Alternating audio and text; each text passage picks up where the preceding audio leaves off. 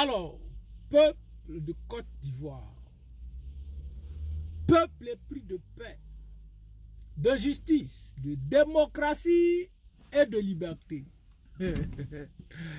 5 députés élus sous la bannière du PDCI RDA vont déposer leurs valises au RDR. Cette publication-là, elle a été faite par une page PDCI RDA.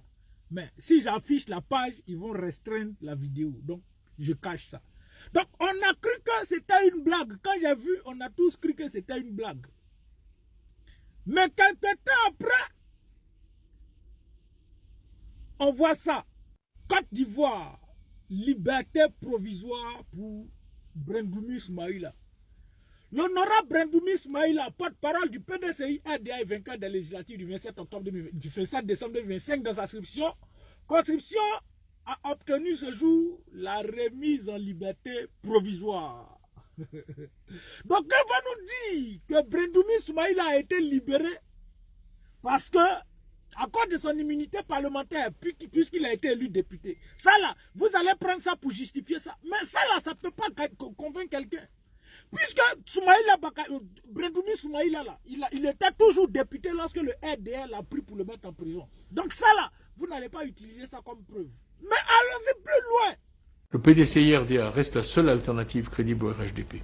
C'est à eux, ainsi qu'à tous les prisonniers politiques de Côte d'Ivoire, que nous dédions le prix Bush-Thatcher de la liberté qui a été décerné à notre parti, le PDCI, le 4 décembre 2025 à Washington par l'International Democracy Union.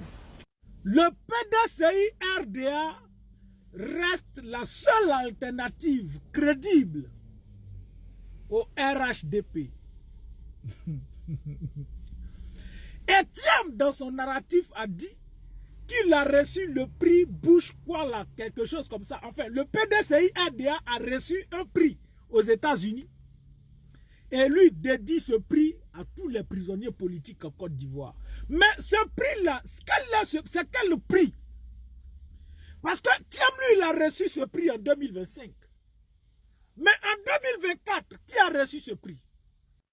Alors, celle-là, elle s'appelle Maria Corina Machado, une opposante au Venezuela. Donc, depuis l'élection présidentielle au Venezuela en juillet 2024, cette dame-là, elle s'oppose au gouvernement répressif et oppressif de Nicolás Maduro. Donc, en 2024, les États-Unis lui ont décerné ce prix-là. Et si elle a reçu ce prix, et que vous analysez que véritablement ces mêmes États-Unis, Trump, est venu enlever Nicolás Maduro pour l'envoyer, Manu Militari pour l'envoyer dans son pays, si elle a reçu ce prix, c'est-à-dire à la réalité que les Nations Unies veulent imposer cette dame-là au régime du Venezuela. Donc pour nous là, ça ne va pas nous étonner pour Thiam. Si Thiam reçoit ce prix, le PDCI-RDA reçoit ce même prix, ça veut dire qu'il y a quelque chose qui ne cloche pas.